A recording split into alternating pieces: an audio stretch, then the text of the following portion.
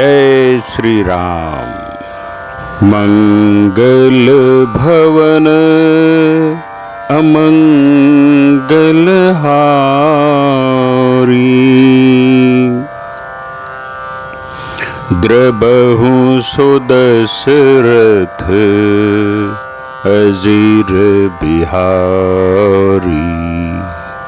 दीन दयाल बिरदु संभारी, हरहु नाथ मम संकट भारी। कही अस ब्रह्म भवन मुनि गयऊ, आगिल चरित सुनहु जस भयऊ। पति ही एकांत पाई कह मैना, नाथ न मैं समुझे मुनि बैना। अर्थात यूं कहकर नारद मुनि ब्रह्मलोक को चले गए। अब आगे जो चरित्र हुआ उसे सुनो। पति को एकांत में पाकर मैना ने कहा, हे नाथ, मैंने मुनि के वचनों का अर्थ नहीं समझा। जौं घरु बरु खुलो होई अनुपा, करिय विवाह सुता अनुरूपा। न त कन्या बरु रहु कुवारी, कंत उमा मम प्राण पियारी। अर्थात जो हमारी कन्या के अनुकूल घर वर और कुल उत्तम हो तो विवाह कीजिए, नहीं तो लड़की चाहे कुमारी ही रहे, मैं अयोग्य वर के साथ उसका विवाह नहीं करना चाहती, क्योंकि हे स्वामिन, पार्वती मुझको प्राणों के समान प्यारी है। जौं न मिली ही बरु गिरि जहि जोगु, गिरि जड़ सहज कहि सबु लोगु। सोई बिचारी पति करेहु विबाहु, जहि न बहोरी होई उरदाहु। अर्थात यदि पार्वती के योग्य वर न मिला तो सब लोग कहेंगे कि पर्वत स्वभाव से ही जड़ मूर्ख होते हैं।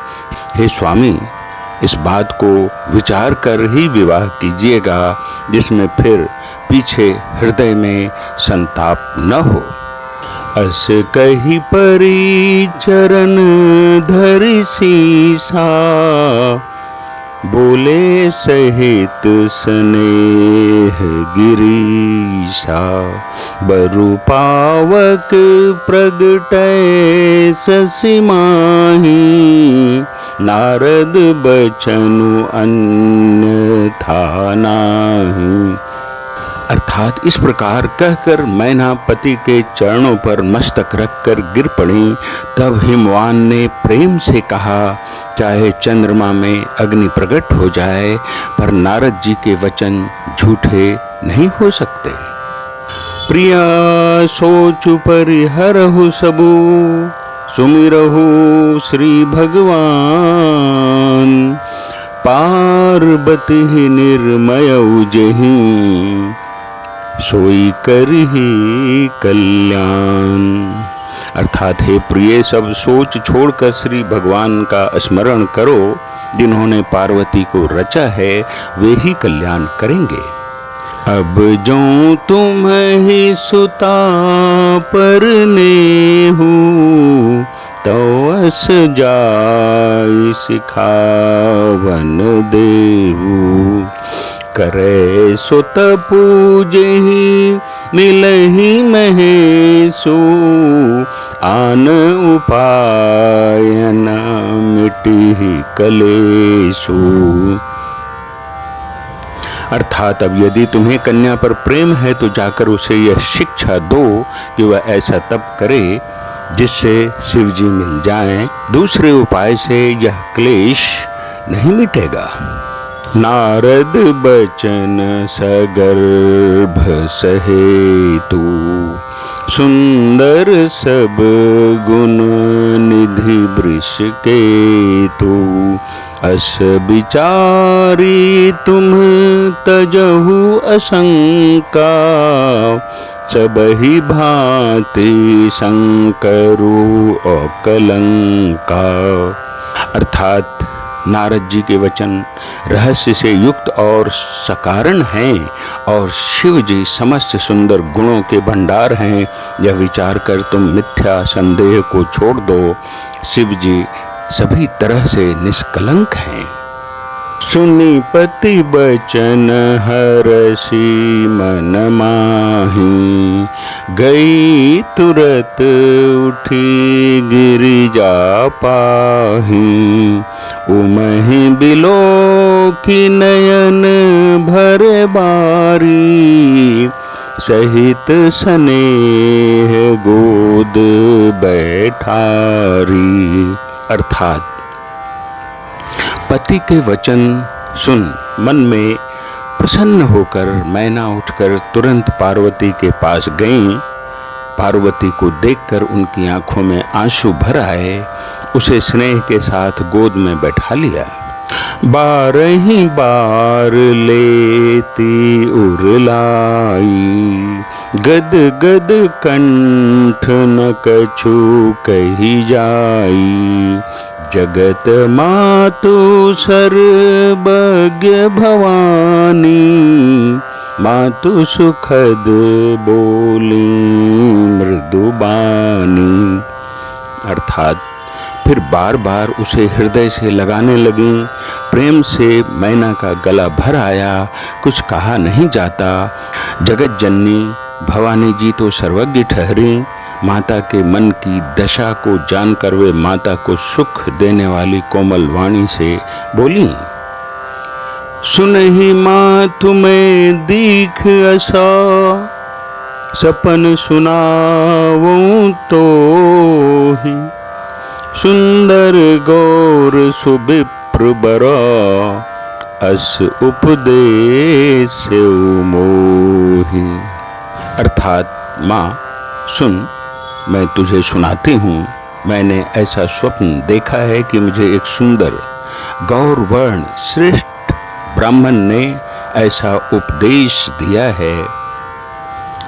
करहि जाई तपो शैल कुमारी, नारद कहा सो सत्य विचारी। मातु पितहि पुनि यह मत भावा, तपु सुख प्रद दुख दोष नसावा। अर्थात हे पार्वती, नारद जी ने जो कहा है उसे सत्य समझकर तू जाकर तप कर। फिर यह बात तेरे माता पिता को भी अच्छी लगी है। तप सुख देने वाला और दुख दोष का नाश करने वाला है। तप बल रचई प्रपंचु विधाता, तप बल विष्णु सकल जगत्राता। तप बल शंभु करहि संघारा, तप बल शेषु धरई मही भारा। अर्थात तप के बल से ही ब्रह्मा संसार को रचते हैं और तप के बल से ही विष्णु सारे जगत का पालन करते हैं। तप के बल से ही शंभु रुद्र रूप से जगत का संहार करते हैं और तप के बल से ही शेष जी पृथ्वी का भार धारण करते हैं। तप आधार सब सृष्टि भवानी, करहि जाई तपो अस जिय जानी। सुनत बचन विस्मित महतारी, सपन सुनायो गिरि हकारी। अर्थात हे भवानी, सारी सृष्टि तप के ही आधार पर है, ऐसा जी में जानकर तू जाकर तप कर।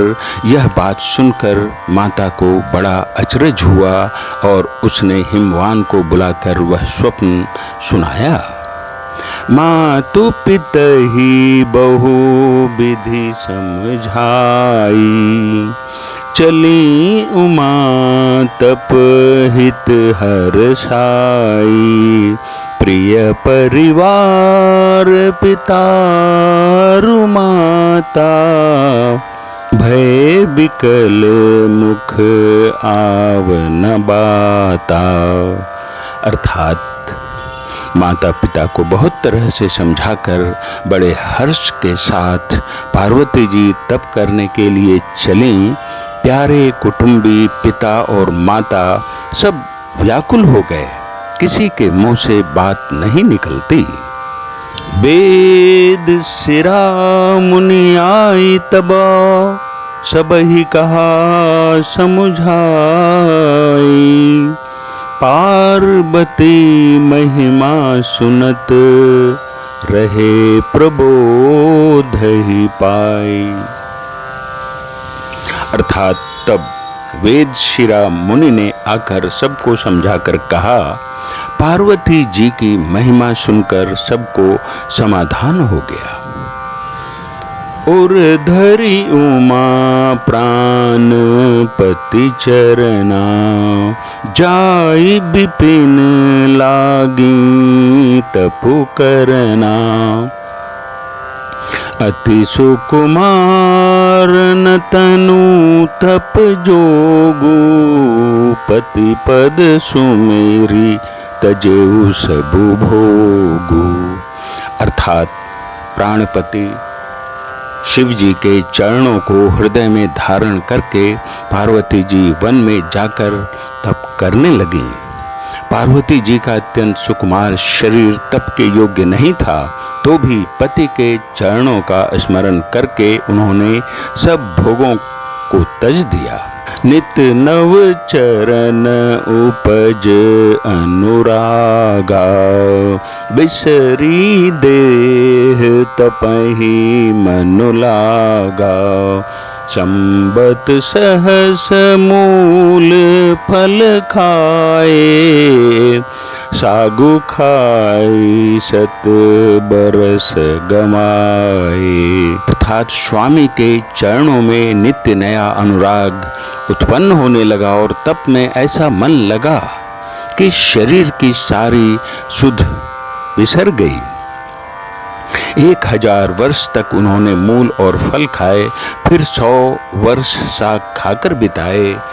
कछु दिन भोजनु बारी बतासा, किए कठिन कछु दिन उपवासा। बेल पाती मही परई सुखाई, तीनी सहस संबत सोई खाई। अर्थात कुछ दिन जल और वायु का भोजन किया और फिर कुछ दिन कठोर उपवास किए। जो बेलपत्र सूख कर पृथ्वी पर गिरते थे, 3000 वर्ष तक उन्हीं को खाया। पुनि परिहरे सुखाने ऊपरना, उमहि नामु तब भयउ अपरना। देखी उमहि तप खीन शरीरा, ब्रह्म गिरा भय गगन गभीरा। अर्थात फिर सूखे पर्ण पत्ते भी छोड़ दिए, तभी पार्वती का नाम अपर्णा हुआ। तब से उमा का शरीर क्षीण देखकर आकाश से गंभीर ब्रह्मवाणी हुई। भयउ मनोरथ सुफल तव, सुनु गिरिराज कुमारी। परिहरो दुसह कलेश सब, अब मिली हैं त्रिपुरारी। अर्थात हे पर्वतराज की कुमारी, सुन, तेरा मनोरथ सफल हुआ, तू अब सारे असह्य क्लेशों को, कठिन तप को त्याग दे। अब तुझे शिव जी मिलेंगे। मंगल भवन मंगलहारी, द्रवौ सुदशरथ अजिर बिहारी। दीन दयाल बिरदु संभारी, हरहु नाथ मम संकट भारी। राम सिया राम जय जय राम राम। राम सिया राम जय जय राम राम। जय श्री राम।